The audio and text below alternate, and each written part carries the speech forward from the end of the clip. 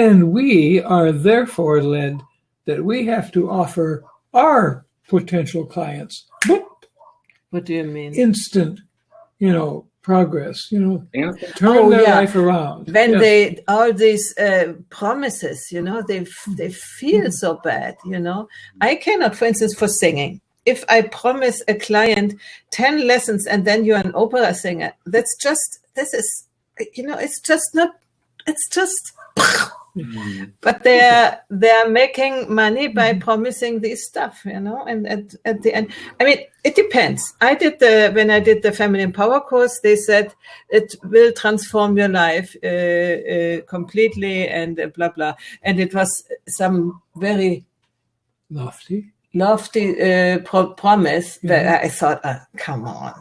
And afterwards, not after the 7-week course, but after I did it a year or two, I continued to do it. Then it was really true what they promised. So it's really always. They even promised her she'd find me. Yeah.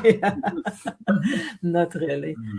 And so we are talking about the edge, no? Yeah. Okay. One thing that comes to my mind also is that, I mean, unfortunately, or I don't know if it's unfortunate, but if you look at the spiral dynamics or the evolution of the different worldviews, then actually what you are offering does not have a huge audience as in a percentage of the global community. So, I mean, if you look at, so you will more attract integrally interested or informed or, and it's still a small percentage of the world's population. I mean, I'm a bit more lucky in that sense as, social work, I live basically, I can make my living on the misery of the world. I attend to very basic needs, people, needs of survival and food and shelter and being part of society. Social work often addresses very basic, important, essential needs, and they don't pay us a lot for it, but it seems there will always be some work for us around, As long as the state pays for that, it's not them to pay for it. In our cases, when we are normal solopreneurs, the private person has to pay. For instance, in Italy, things like psychotherapy, you pay for private. Yeah. Many things you pay for private, even doctors, if you want to have it right away, because he has one analysis for October, with the statal system. Yeah. Anyway, we are very much used to pay things by ourselves, while in Germany, if they don't, if the Kasse, means the Kasse means the insurance. If they don't pay, they normally don't go, So, yeah, but on the other hand, okay. Yeah, we're very lucky here. It has its downsides too, of course. I can see it sometimes because it can be very luxury.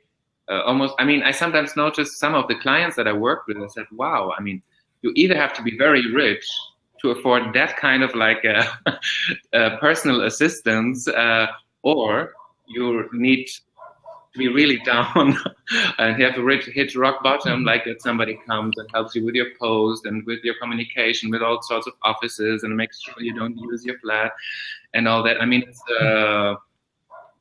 It can be tempting also, to stay in that kind of safe cocoon, and then you don't have to go out and survive in the world. And some people, for some people, it can be a trap. But mostly, I'm very grateful to live in a country where we have these kinds of helps and services, and it it can make a huge difference to people. Yeah.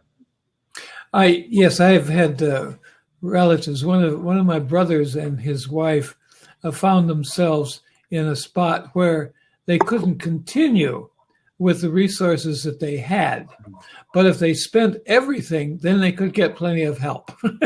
Yeah. Yeah. They had to get their savings down to almost nothing before social services would be helpful. Yeah.